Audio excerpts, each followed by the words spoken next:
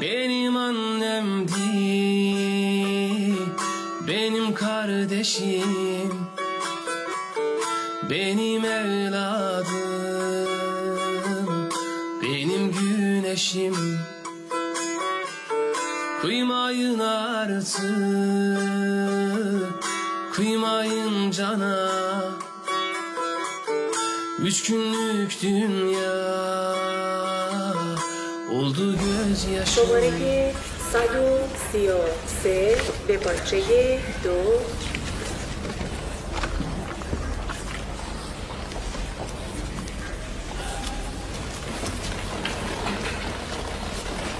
میشه روبندتون رو بردارین؟ خانم بلوری نیستن؟ مرخصی ساعتی رفتن. امروز نمیاد؟ نمیدونم. لطفا روبندتون رو بردارین. چرا؟ چون قانون خانم. من که اسکنر چشم ندارم که بتونم تشخیص هویت بدم. شناسنامه مدرک دیگه هم هست. میخواین اونا رو بده؟ کار ایشون رو من انجام میدم. گفته بودم خواستی بیای به خودم زنگ بزن. دستت درد نکنه. میشه بگی چقدر تو حسابمه؟ چرا نمیشه؟ بفرمایید اینم موجودید. این چک پاسشه، فکر کنم پول جور شه. ایشالله. میشه 4 میلیونشو نگه داری بقیه‌شو بریم چک بدی؟ چک رمزدار؟ آره باید بریزن به این حساب.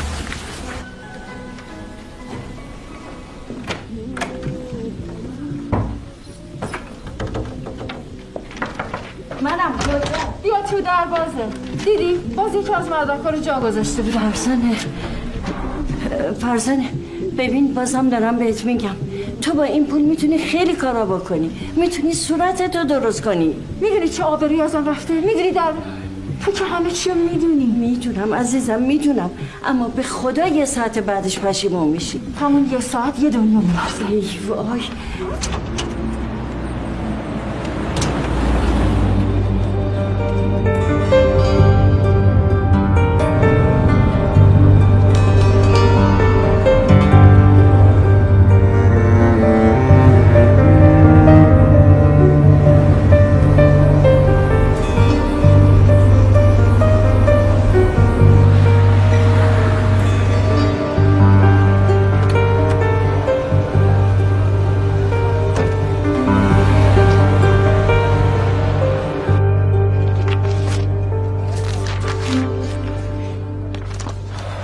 معلومه خیلی عجله دارید. تهیه این همه پول برای خانم تنهایی مثل شما بعد کار مشکلی بوده باشه نه؟ چند ساله دارم پول جمع میکنم. ولی ما 8 ماهی متهم دستگیرش کردیم. از همون روزی که این کار کرد میدونستم گیر میافته. خدا خیلی بزرگه آقای قاضی. خدا هم عادله و هم بخشنده. تا کی باید منتظر بمونم؟ به جای منتظر موندن پیشتر به کاری که داری میکنی فکر کن. حتی تا یه روز قبل از اجرای حکم هم وقت داری. تو به مرکز مشاوره و روانکاوی رفتی؟ دقیقا میدونی داری چی کار میکنی؟ دقیقا میخوام همون کاری رو بکنم که اون با من کرد.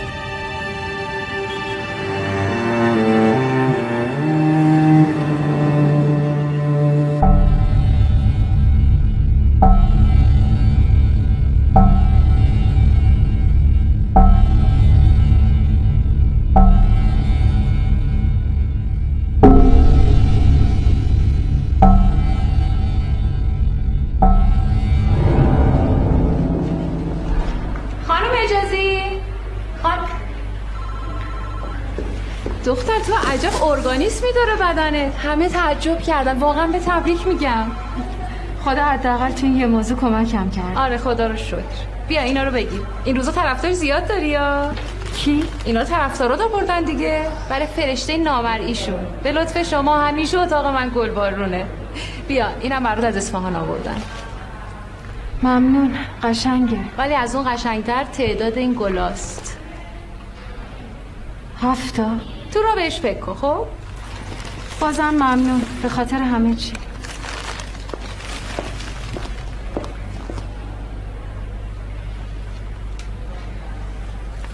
فهمیدم چرا 7 تا.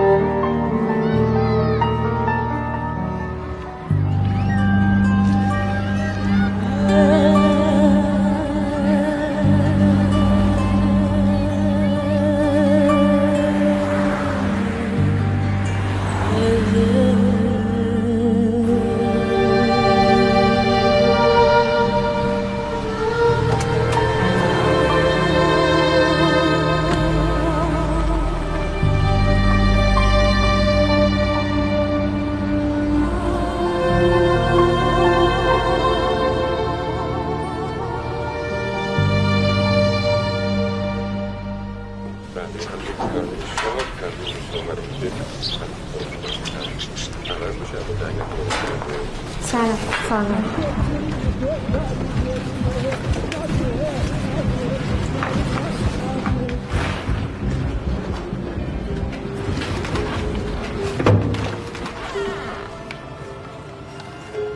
تو کی هستی؟ سلام، سحرم. تو اتاق من چی کار داری؟ اجاره کردم. کوکب خانم بهت نگفت این اتاق یه نفر است؟ گفت، ولی جا نبود. خیلی التماس کردم تا قبول کرد. اتاق من اجاره ای نیست. بفهمید. خب حالا مگه چی میشه؟ نمیشه. ولی میگن جنوبی ها خیلی با معرفتن. من جنوبی نیستم. فرزانه جون، فصل امتحاناته، اتاق خالی نداریم. دختره کم از شهرستان اومده، اینجا هم کسی رو نداره. یه امشب و مهمونته. باشم صحبت کردم که هیچ نوع مزاحمتی واسه درست نکنه. با این همه اتاقت اختیارشو داری. راضی نیستی بگم وسایلشو جمع کنه. به خدا انقدر خستم، میرم میگیرم تخت میخوابم تا صبح. کار به کار شما هم ندارم.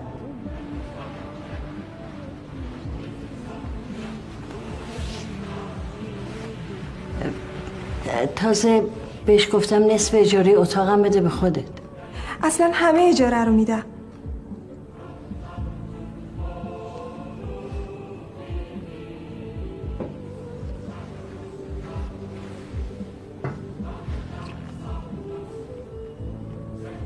اجاره نمیخوام. حله.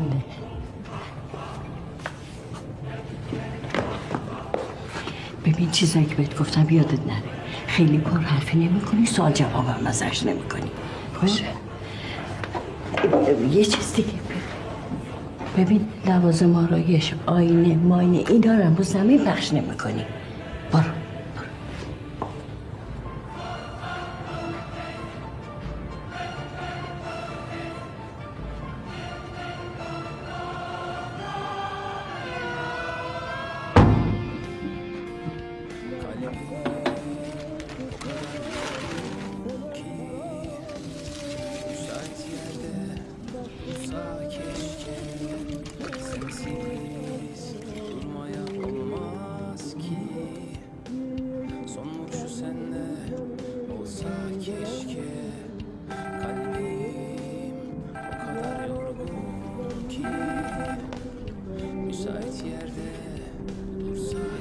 ممنون اجازه دادی بمونم.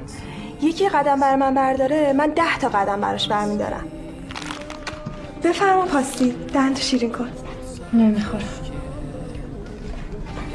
البته دکتر خانوادگیمون به من گفته نباید زیاد شیرینی بخورم.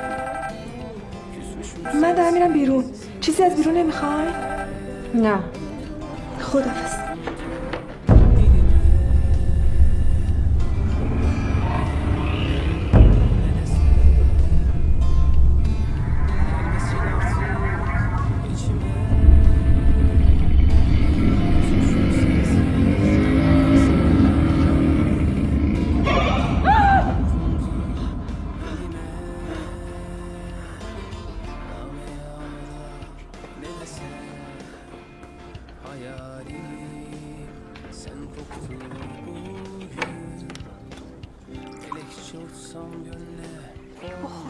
چیزی نیست، خواب دیدی؟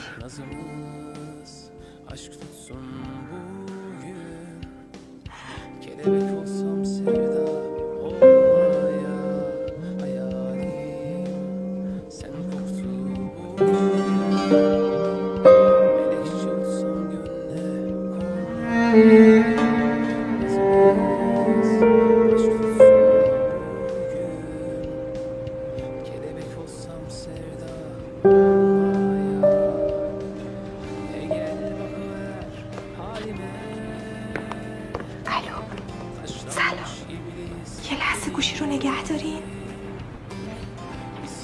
آخه فکر منم باشین آقای غفاری.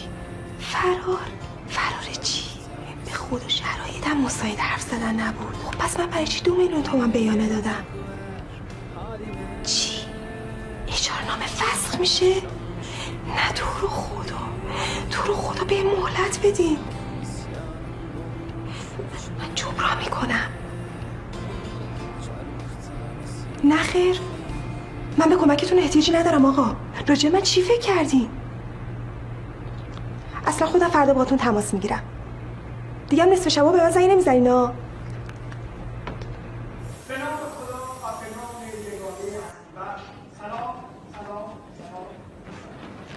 سلام. سلام.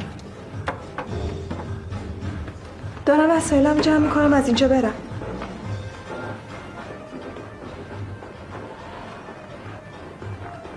گریه کردی؟ نه، کلا صبح چشام پف داره.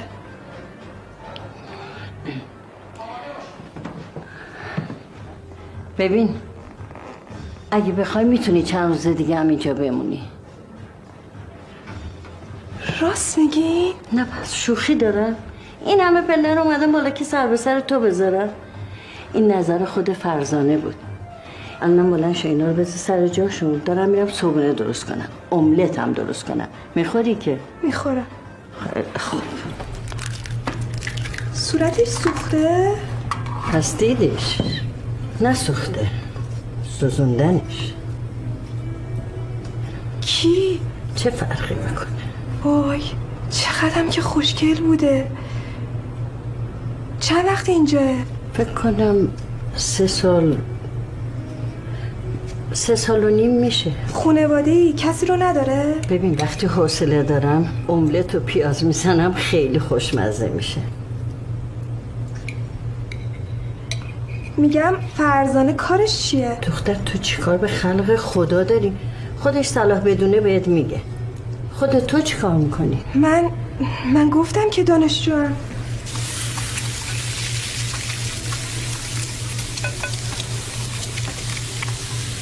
تو دانشجو نیستی. من که کارت دانشجوییمو بهتون دادم. ببین من 15 سال تو این کارم. به اندازه موهای سر خودم و خودت دانشجو دیدم. تو چشای تو دلهوره درس و امتحان نیست. یعنی میگی من دروغ گفتم؟ خودت چی میگی؟ من به خدا آدم خطرناکی نیستم. اونه که میدونم. تو چه خطری برای من و این پانسیون داری؟ هر خطری داری واسه خودته. ببینم از چی فرار میکنی؟ فرار؟ کی گفته من فرار میکنم؟ چشات؟ اگه اینطوریه پس چرا منو راه دادین؟ چرا منو بردین اتاق فرزانه؟ چرا میخواین که بمونم؟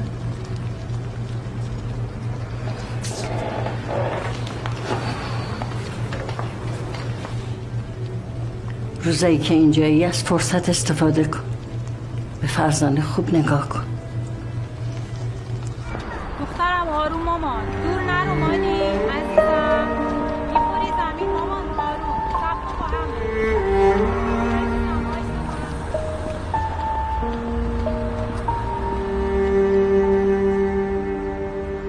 سینا آخه تو که نمیدونی بابام چقدر بدبختی کشید تا اون 7 میلیون رو جور کنه تا من آلاخون والاخون نباشم بتونم یه خونه اجاره کنم. به خدا اگه بفهمه من خونه اجاره نکردم و پول از دست دادم میدونی چی کار میکنه؟ منو برمیگردونه شهرستان. مگه تو نگفتی 5 میلیون بده 10 روزه برمیگردونم؟ خب این غفاری به خاطر اون 5 میلیون باقی مونده از من سفته گرفت تا اون اجاره نامه رو تنظیم کنه دیگه. نه منظورم این نبود. اصلا ببخشید ناراحتت کردم. ببخشید دیگه. بگو بخشیدی. آخه من که غیر از تو هیچ کس رو ندارم تو این شهر. منم خیلی بعدم با هم حرف میزنیم. آره باشه خداحافظ. سلام. چرا اتاق مرتب کردی؟ کار بدی کردم؟ نه ممنون. اینقدر به تنهایی یادت کردم که حواسم نبود. کوکب خانم گفت فردا یکی از اتاقا خالی میشه، من میرم، مزاحمت نباشم. مزاحم نیستی مگه اینکه بترسی. بترسم؟ از چی؟ دفعه آخر که یه ماماتاقی اومده بود پیشم نصف شب رفته بود تو راه رو خوابیده بود. بعدم به کوکب گفته بود تا صبح کابوس دیده.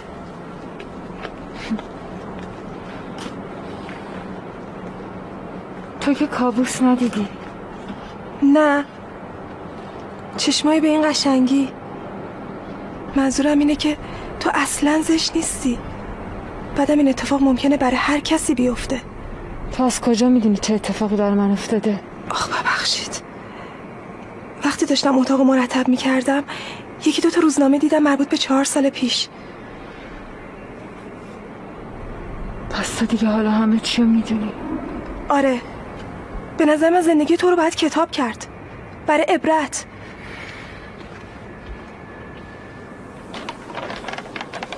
نمیخوام کسی برام دل بسوزونه. میگم از قبل از این اتفاق عکسی داری؟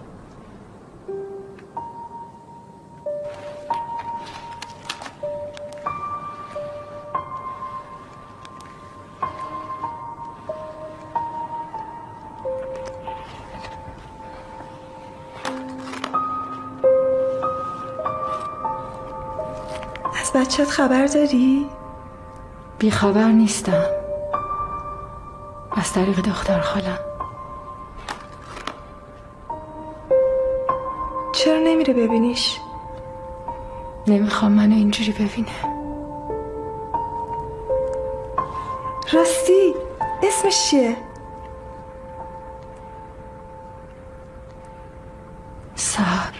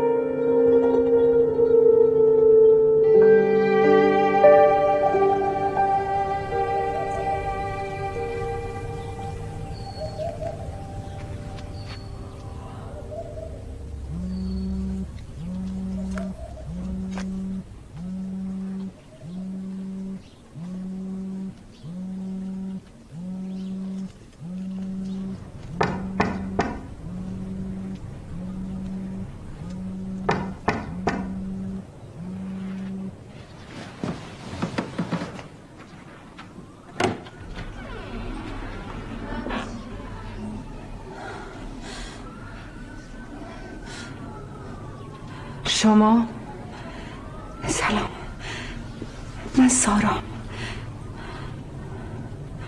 زن بهرام. قسمت میدم به این قرآن، بذار بیام تو.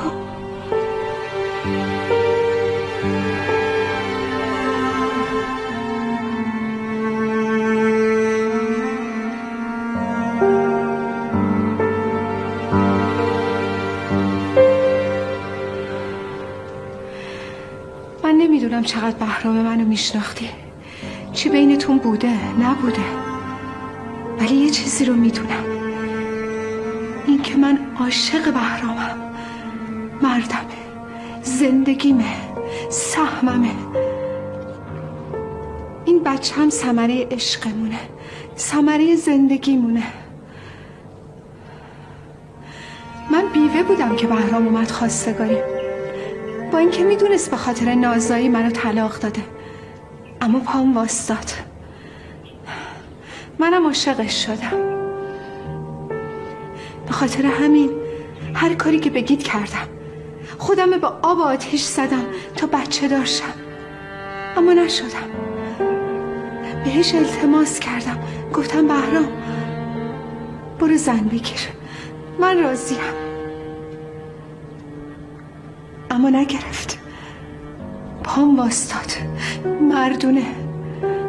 تا گفتن آخرین شانسمون، آخرین راه درمانمون تهرانه، باید از شهرستان می اومدیم تهران. یه عالمه پول هزینه‌اش می شد.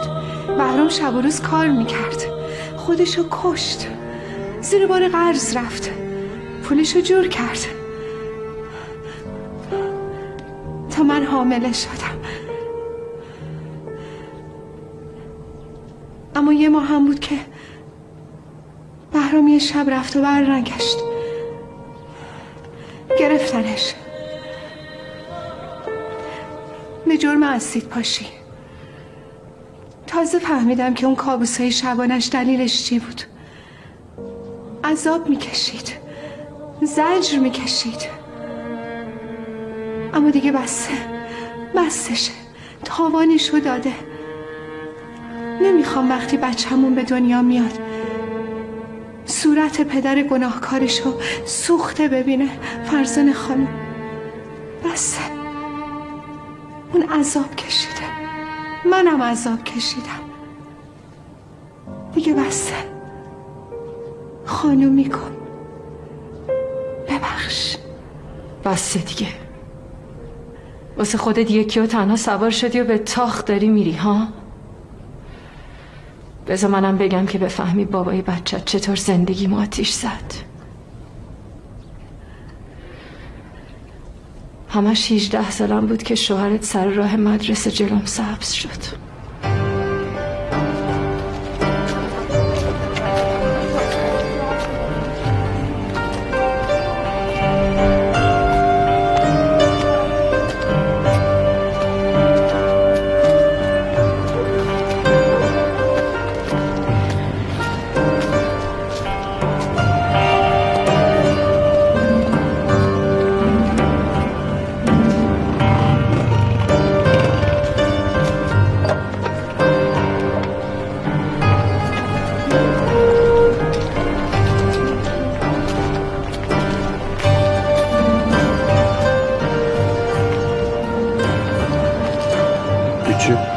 چشم نیست پایین.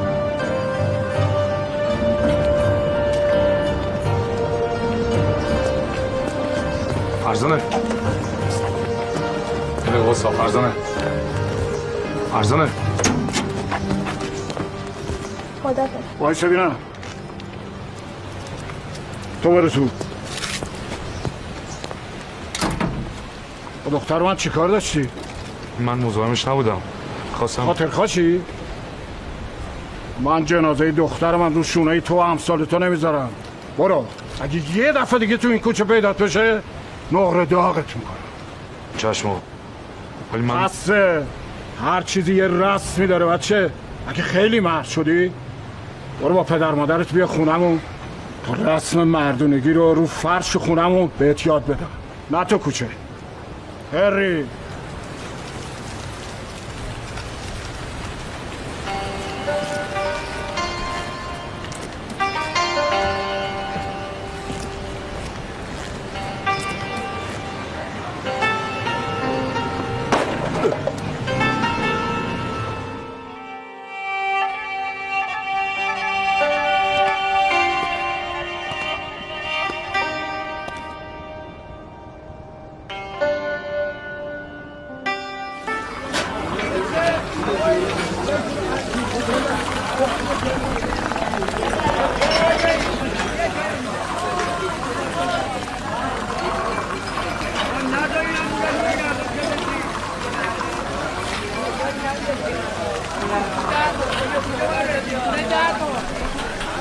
سلام.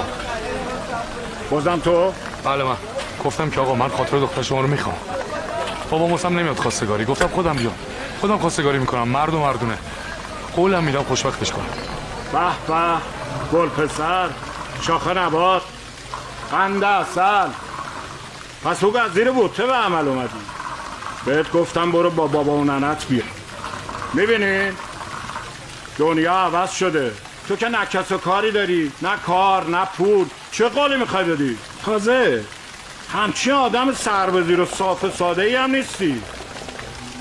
میخوای دومات سرخونه بشی؟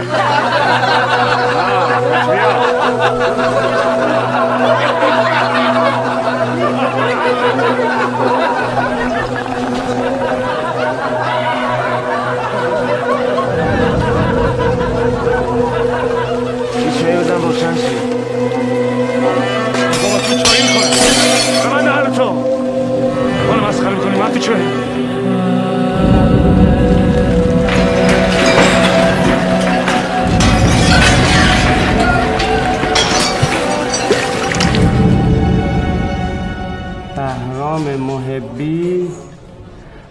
خب 2 تا گزارش از آگاهی، یه حکم جلب از دادستانی تو پروندت هست. شرارت، نزاع دست جمعی، معاونت توی سرقت، الانم که مزاحمت برای نوامیس، درگیری توی قهوه خونه. پسر جون اگه بتونی از شاکی این پروندت هم رضایت بگیری، خسارت قهوه خونه هم بدی، واسه پرونده های قبلیت محاکمه میشی. برای هر کدومش هم کلی محکومیت داری. حالا چی داری بگی؟ رفتم برای خواستگاری، بعدش دعوا شد. بهرام رفت زندان. 7 ماه بعد صادق اومد خواستگاریم. بابا من بی معطلی بساط عروسی رو به پا کرد. ما رفتیم سر خونه زندگیمون. صادق مرد خوبی بود، کارگر بود، اهل زندگی، ولی با تعصبای خودش.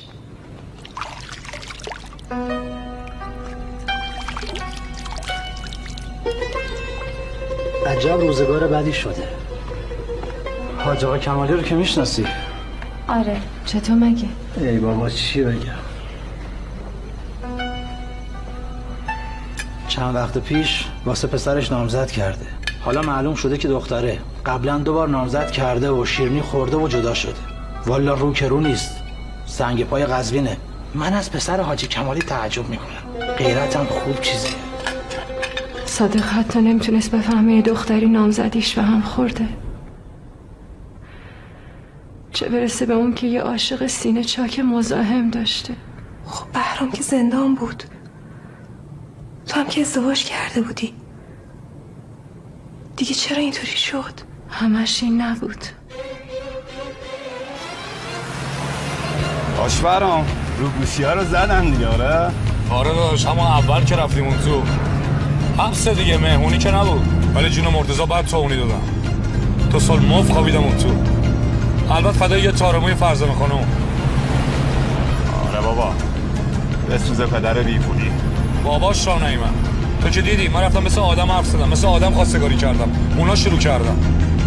آخ که اگه راه می اومد دنیا رو گلستون میکردم برای فرزانه.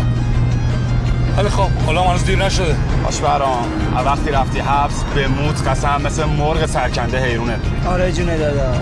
بی خود جون داداش نکنی. جون من کش که نیست قسم بکنی که. یه دفعه که تو نایمد ملاقات. محل چه خبر؟ محل که سر جاشه، آدماش سر جاش می‌نویسن. داش یعنی چی؟ هیچی داشت شرط میگه. منظورش اینه که با خودمون هم همچین محل نبودیم دیگه.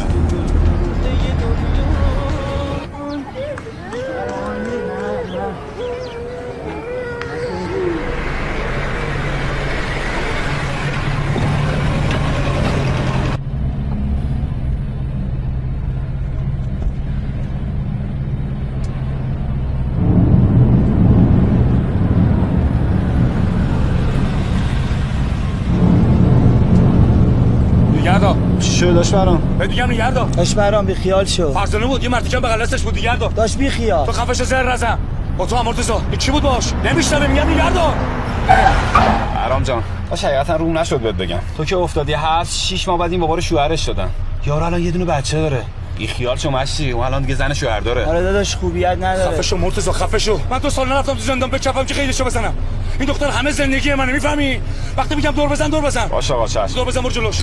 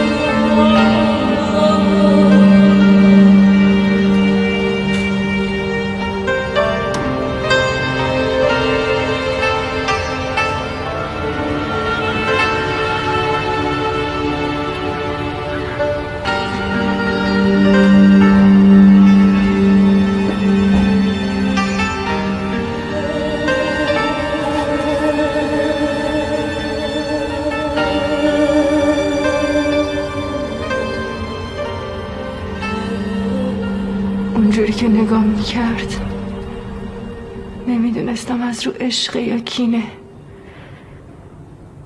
ولی هرچی بود دردمو به شوهرم نمیتونستم بگم.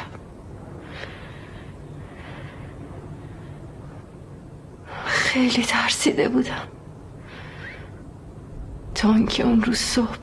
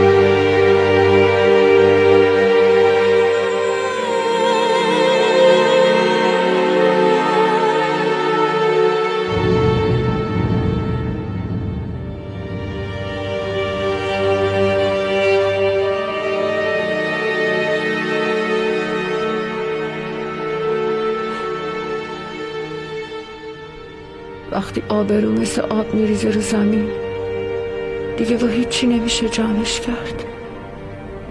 تو اون شهر کوچیک شده بودم انگشت نما. اولا صادق چیزی نمیگفت،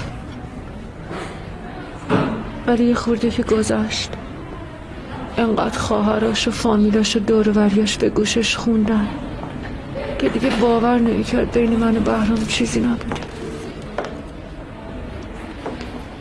دل داداشم خونه بنده خدا. حتما پسره با فرزانه یه سر و سری داشته که الان کینه کرده و اسید پاشیده تو صورتش. همیشه یه کلاغ هست که 40 کلاغ میشه. آره دیگه. تا نباشد چیزکی مردم نگوین چیزا. همه زندگیم سوخته بود، نه فقط صورتم. بچه‌م میترسید بیاد بغلم. تحمل نگاه‌های صادق رو نداشتم. ازش خواستم طلاقم بده، اونم قبول کرد، طلاقم داد.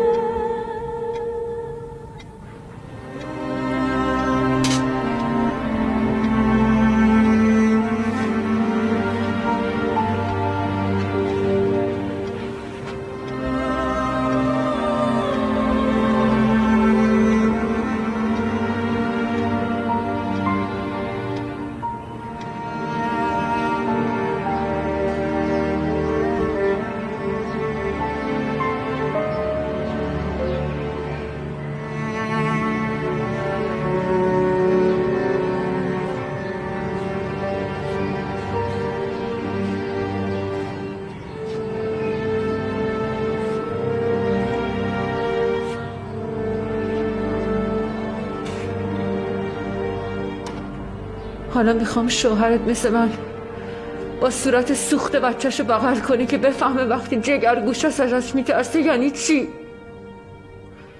وقتی هر جا میره همه ازش فرار میکنن یعنی چی.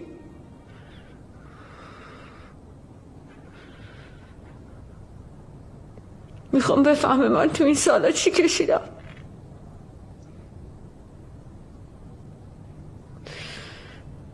حالا هم پاشو برو، دیگه نمیخوام ببینمت.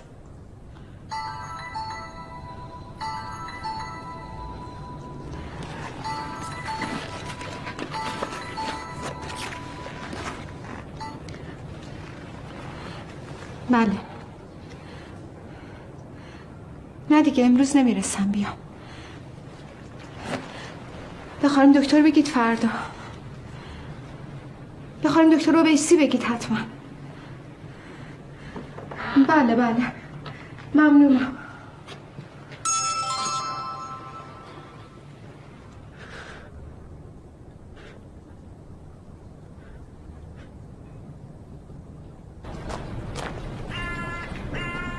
الو سینا، بدبخت شدم.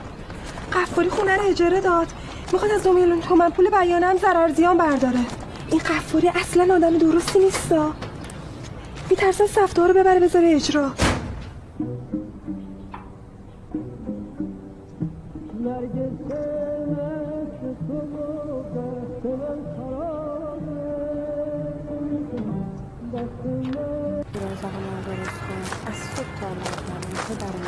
چه شده این که درست؟ خیلی خوب برو، من میگم بیان درست. کوکب خانوم یادم نمیره، حتما بهت میگم. چرا آدرس دادی؟ آدرس؟ چه آدرسی؟ آدرس منو دادیم به این زنه. من همه جا آدرس اشتباه میدم. اون وقت وای اینقدر عصبانی نشو و جوش نخور. 1000 بار بدبخت زنگ زد، التماس کرد، گریه کرد، گفت با چه بدبختی این شماره رو پیدا کرده. خب منم آدمم، دلم سوخت، گفتم شاید بیاد با اشکاش یه کاری بکنه که تو دیگه این فکر قصاص فراموش کنی. برفاش فکر کن فرزانه، ثواب داره والا. فرزانه تو از قانون چک و سفته چیزی میدونی؟ چک و سفته؟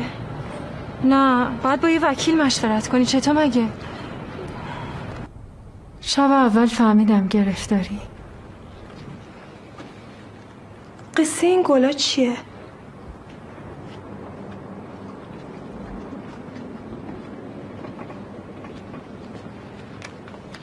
اینا بچه ها من. تا از اهدای تخمک چیزی میدونی؟ IVF؟ یه چیزایی شنیدم. بعضی خانوما که نازایی دارن از تخمکای یکی دیگه استفاده میکنن. نکنه تو با فروش تخمک پول قصاصو جور کردی؟ از بعضیا پول گرفتم، به بعضیام بخشیدم. قانونیه؟ بله، شرعی هم هست. مراجع قانونی هم تایید کردم. چه جالب.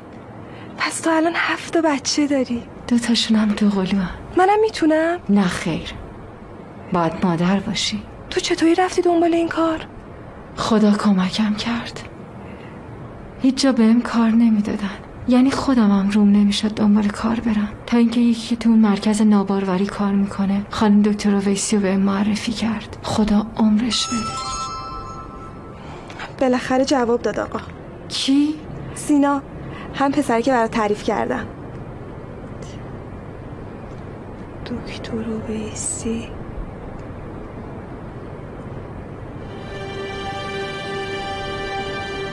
نکنه همین دکتر ویسی سارا رو میگی؟ لحظه رفتن یادته؟ تلفنش زنگ خورد، گفت به دکتر ویسی بگین تو این شهر 1000 تا دکتر هست. چند تا مرکز ناباروری هست؟ 2-3 تا. مگه میشه تو همشون یه دکتر ویسی باشه؟ نمیشه دیگه. این سارای گفت کی میخواد بره دکتر؟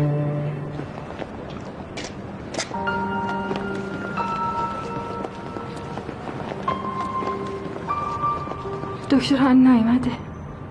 بیا بریم بشینی. اینجا همین یه در داره، همه از اینجا میان. سلام. سلام حالشم. اون خانم دکتر اویسیه. یه روز در میون 9:30 صبح تا 2 بعد از ظهر اینجاست. خوبه دیگه، تایش 500 اینجایی. خدا نکنه اون زنه بیاد.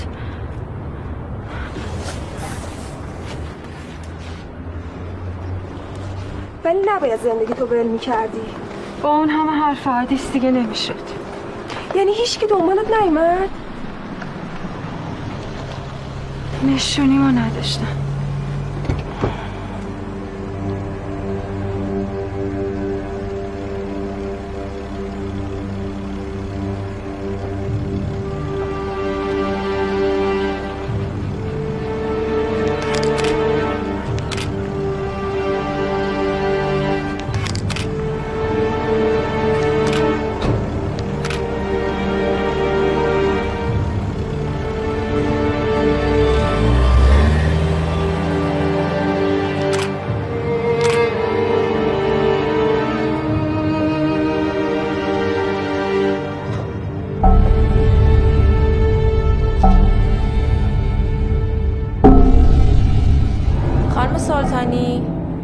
خانم سارا سلطانی، بفرمایید، نوبت شماست.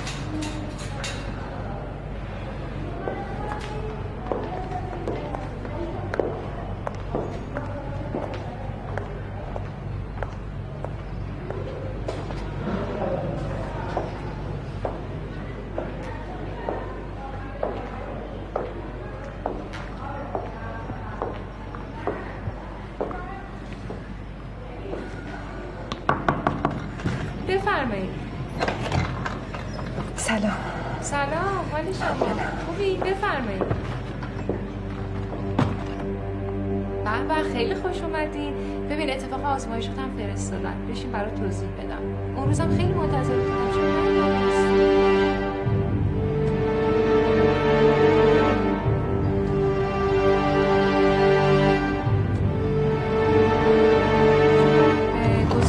آزمایشی که چیزی نشون نمیده. فکر نمی‌کنم مشکل خاصی باشه. حالا یه سونوگرافی هم برات می‌نویسم. حتما. ببخشید لازم. خواهش می‌کنم. به خانوم چقدر خوب شد که اومدی. اتفاقا یکی از خانومایی که مادر شدنش رو از داره الان اینجاست. بیا بریم ببینش.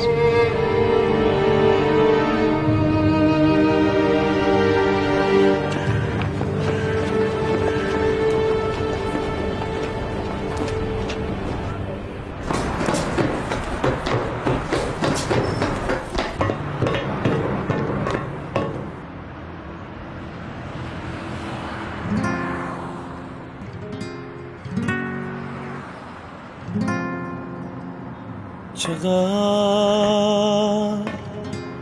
آشفتگی دارم، چقدر بارونی حالم، نمیدونم به چه جرمی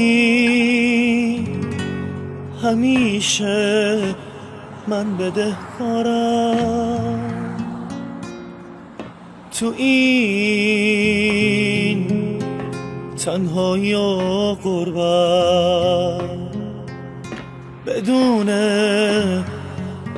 همدم و صحبت، تو این زندون بی‌مهری منم با این همه تهمت، منم با این همه تهمت.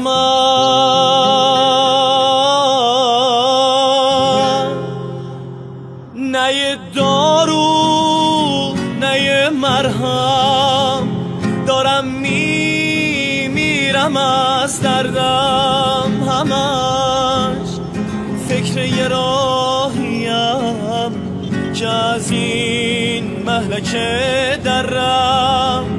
به این درد و به این دوری منو بردن به نابودی. خدا من صدات کردم تو این مدت کجا بودی؟ خدا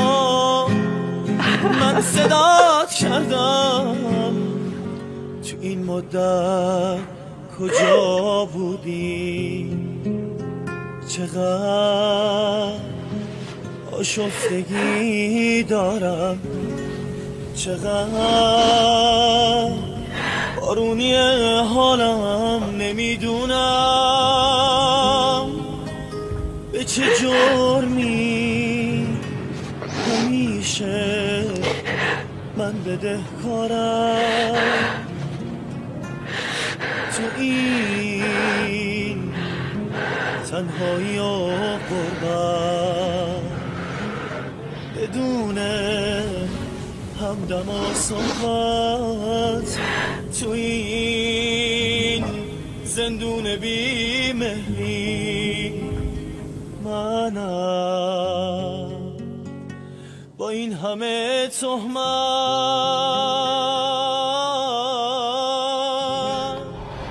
من دروغ نگفتم، واقعا دانشجوام، ولی چند ماهی که درسمو تموم کردم برنگشتم خونمون چون تو شهرمون هیچی نمیشم، ولی اینجا همه چی هست. تا چند ماه دیگه هم قراره با اونی که دلم میخواد ازدواج کنم و خوشبخت بشم. الانم دارم تو دفتر یه مجله خبرنگاری میکنم. چون درسمو تموم کرده بودم خوابگاه دیگه رام نمیدادن، به خاطر همینم اومدم اینجا. حالا شما بیشتر از خانوادم در موردم میدونی.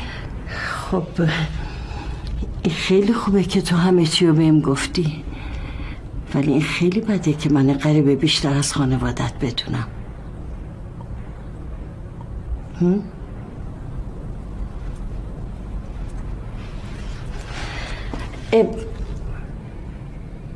گفتی خبرنگاری؟ آها، اصلا نگران نباشی، خیلی راحت ادامه بدیم. هر جا اوقات شد خودم درستش میکنم. دستت درد نکنه دختر. حالا که چاپ میشه؟ مصور زود آماده میکنم میدم سردبیر، ولی اون حرف آخر میزنه. کوکب خانم میشه کلید اتاقو بدیم؟ با تلفن کار دارم. خیر باشه. ببین اینی که چسب داره اونجا رو باز میکنه. اینطوری خوبه؟ آره کوکب، صورتتون رو اینوری کنی، حالا به لنز نگاه کنین. آها خیلی خوبه. آماده این؟ بله. 3 2 1. دستت درد نکنه دختر.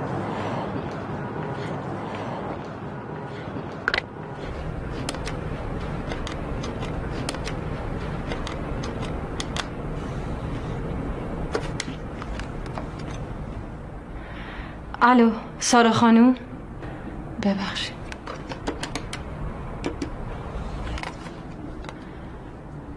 الو سلام، میشه با سارا خانوم حرف بزنم؟ بله. از زن دوم گرفتن شوهرت، طلاق دادن تو، ندیدن پسرت، تعریف کن. تا اونجا که گفته بودم قبوله دیگه. الو سارا خانوم هستن؟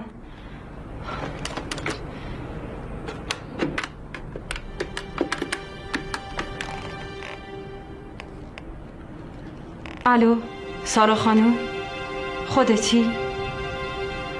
من فرزانم، میخوام ببینمت.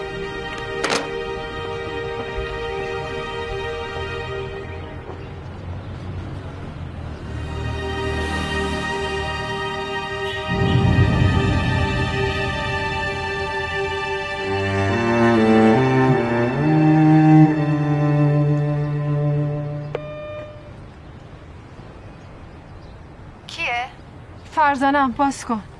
بفرمایید تو، خواهش میکنم. بفرمایید.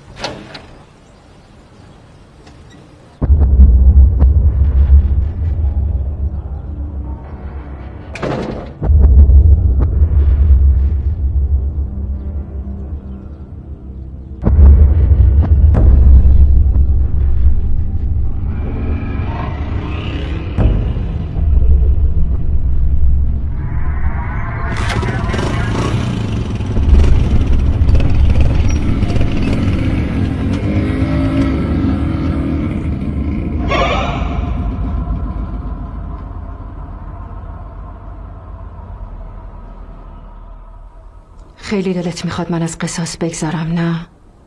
خب معلومه. من واسه رسیدن به قصاص از همه چیم گذشتم.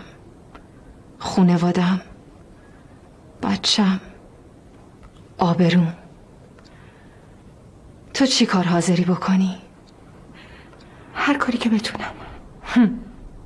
چی کار میتونی که بکنی؟ هر کاری که از دستم بر بیاد. هر کاری؟ هر چی که اینجا هست وردار و برو. خونه زندگی من همش مال تو. ظاهر و باطن هر چی که هست. پولم ندارم ولی قرض میکنم. تا آخر عمرم میرم زیر بار قرض. فقط از حقت بگذر. ببخش. تو میخوای شوهرت برگرده سر زندگیت، بالا سر بچت، دقیقا همون چیزایی که از من گرفته. آره؟ شوهرت تو لیاقت پدر بودن رو نداره. چی میخوای بگی؟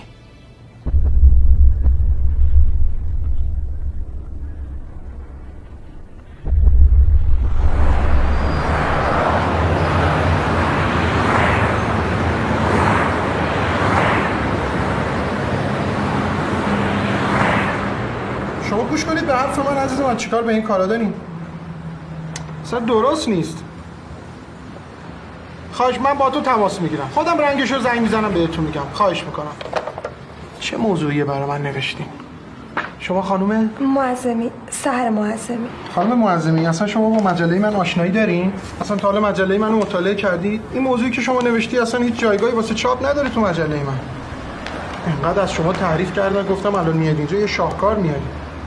اگه یه سوژه بهتری پیدا کردید بنویس، حتما به کمکت میکنه.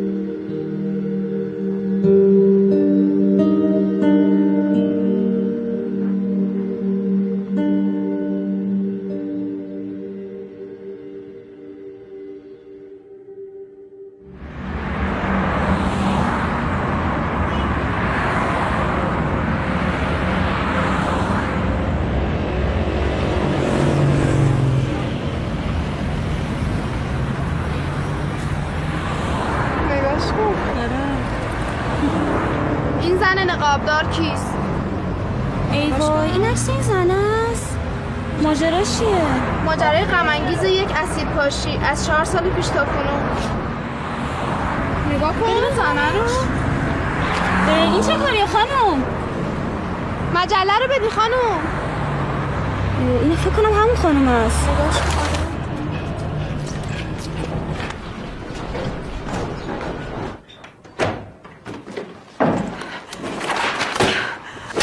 آدم فروش عوضی.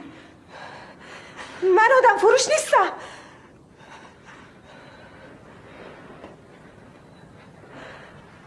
مجبور شدم قصه تو رو بفروشم تا نجابتمو نفروشم.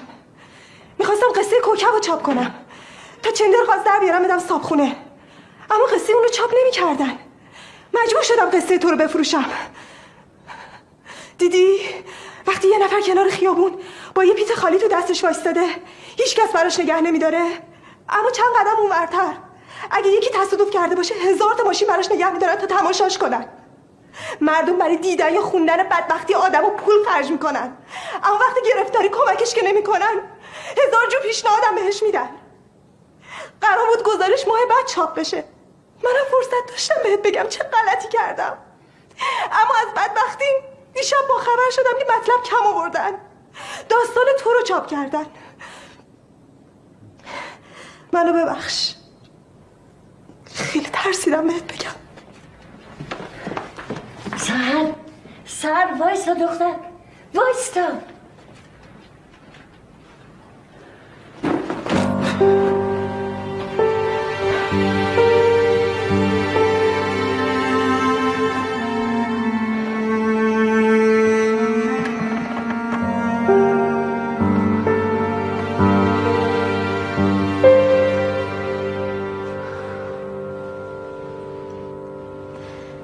این کی بود راه دادی تو زندگی من؟ آروم باش دخترم. تو از کجا میدونی؟ شاید خیریت توشه.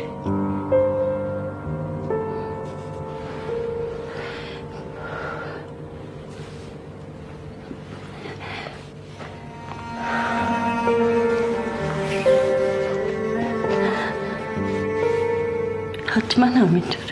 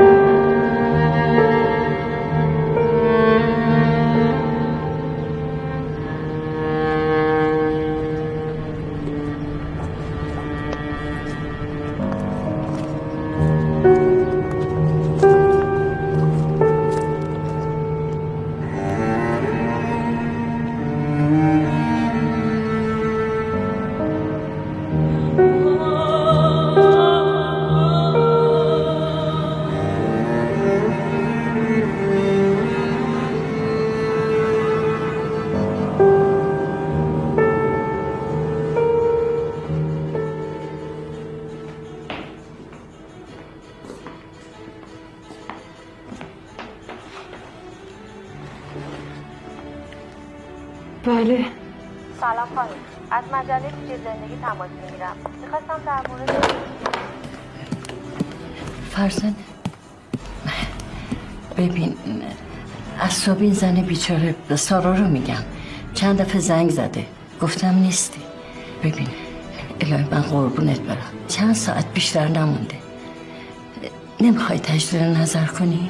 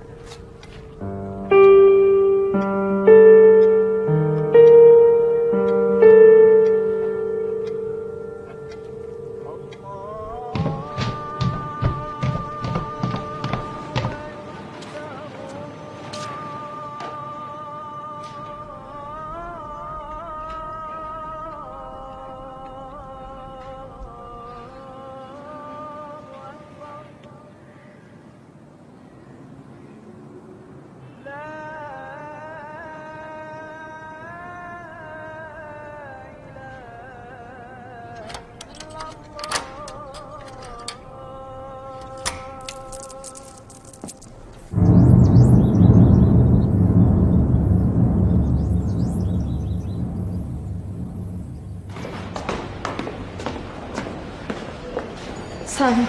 علیک سلام. بالاخره روزی که انتظارشو داشتی رسید. امروزم من نماینده داستانم اینجا. حکمم براتون به موقع قرائت میکنم.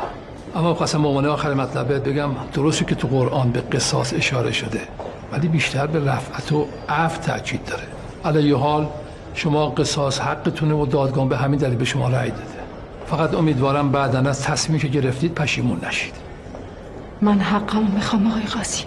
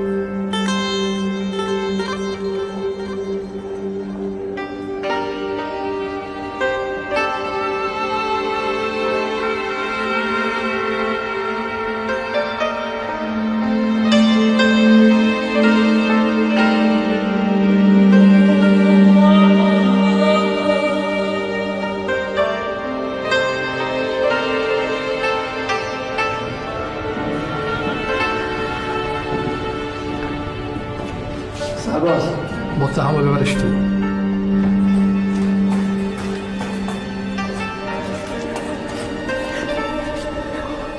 بفرمایید.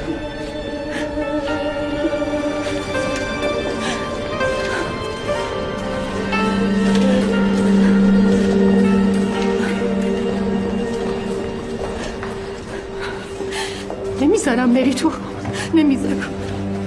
فرزانه التماست میکنم به رحم کن، به من بچم رحم کن. بچم دختره، به من و بچم ماندنی کن. مادر عاشقه، مادر میبخشه. عاشقت بود بهت زخم زد، منم عاشقم. زخم نزن.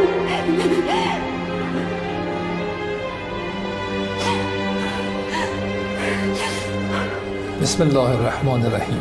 در خصوص اتهام آقای بهرام محبی فرزند جواد دایر بر پاشیدن ماده شیمیایی از نوع اسید سولفوریک در تاریخ 21/6/1389 به صورت و چشم چپ خانم فرزانه حجازی فرزند حشمت با توجه به تحقیقات به عمل آمده و بازجویی پلیس، شهادت شهود حاضر در صحنه ارتکاب جرم و در نهایت اقرار صریح متهم مستنداً به بند الف ماده 290 360 و 689 قانون مجازات اسلامی مشار الیه محکوم به قصاص عضو چشم چپ با رد نصف دیه همان عضو توسط شاکیه به متهم و در خصوص صدمات وارده به صورت به پرداخت دیه و عرش زیبایی محکوم می‌گردد. علی‌هذا طبق لایحه دفاعیه که توسط وکیل شاکیه تنظیم گردیده است، نظر به این که زیبایی سرمایه ایشان بوده و جبران صدمات وارده امکان پذیر نیست، لذا دریافت دیه از جانب شاکی منتفی بوده و در نتیجه دادگاه رأی به قصاص متهم می‌دهد. رأی صادره به تایید دیوان عالی کشور رسیده قطعی و لازم الاجرا می باشد. خانم فرزانه حجازی، شما قصد گذشت ندارید؟ هیچ راهی برای بخشش وجود نداره؟ چرا آقای قاضی میخواد ببخشه؟ ما با هم حرف زدیم، التماسش کردم، گفتم رحم کن، نگاش کن، منو ببین دخترمو. چرا آقا قراره ببخشه؟ بگو میبخشی. نه خیر.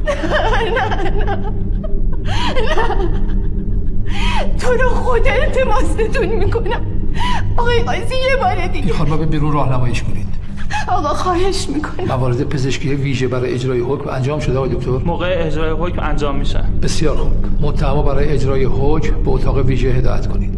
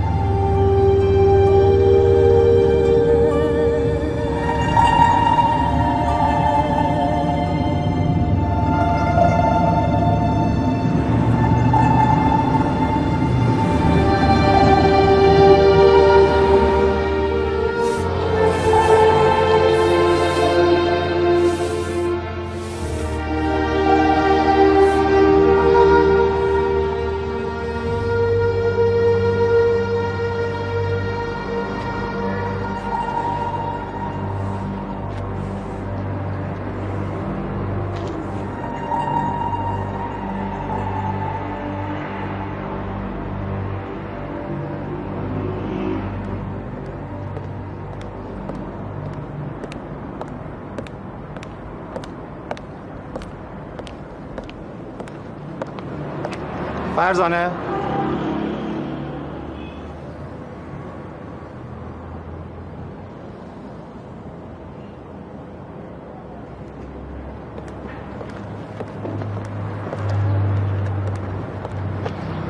خیلی دنبالت گشتم، هیچ وقت نتونستم بهت بگم، یعنی بلد نبودم بگم، اما واسه دخترمون گفتم که چه مادر خوب و مهربونی داره.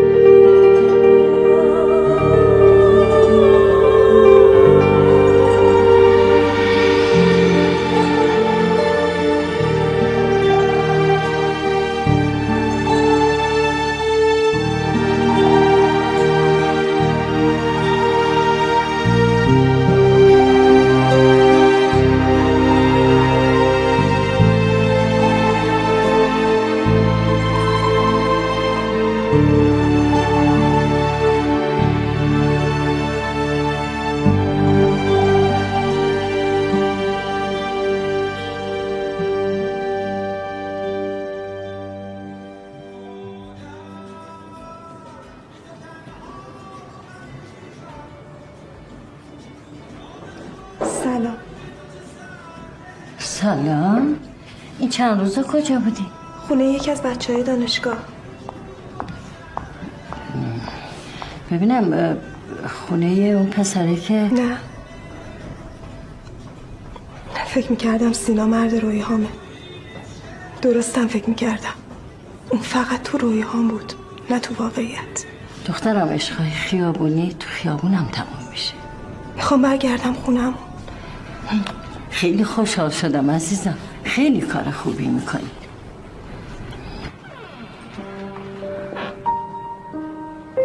فرزانه کجاست؟ فرزانه رفت. از من ناراحت بود؟ نه بابا. اونا چی؟ فهمیدم بچه را از فرزانه دارن؟ نه.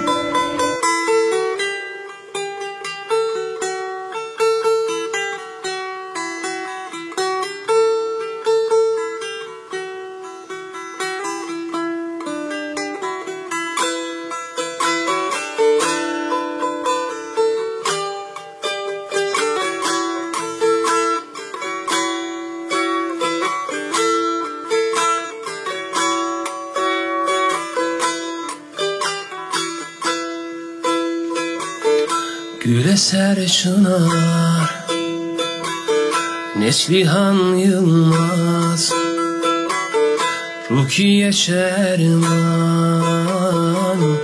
Hatice Batmaz Zeynep Şenpınar Kumsal Karataş Dursiye Sağlam Emziye yoldaş Benim annemdi Benim kardeşim Benim evladım Benim güneşim Kıymayın artık Kıymayın cana 3 günlük dünya oldu gözyaşım.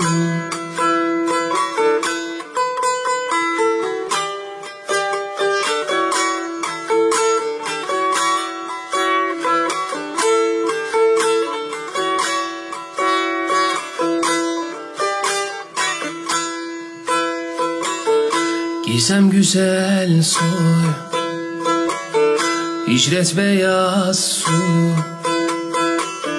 Halime Dursun, Bihter Yalçın soy, Berfin Çalgıcı, Cennet Mirzanlı, Yurda Gül Özkan, Pınar Aykıran. Benim annemdi, benim kardeşim, benim evladım, benim güneşim. Kıymayın artık, kıymayın cana, 3 günlük dünya oldu gözyaşım.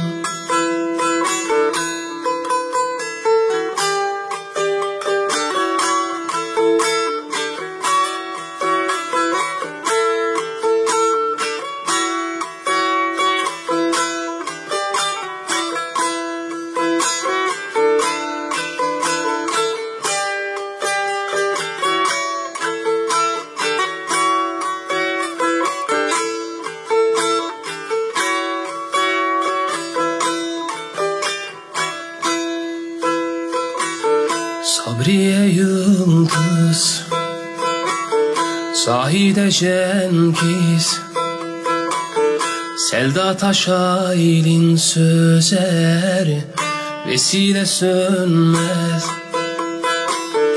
Hatice Çelik, Güzel Koç Yiğit,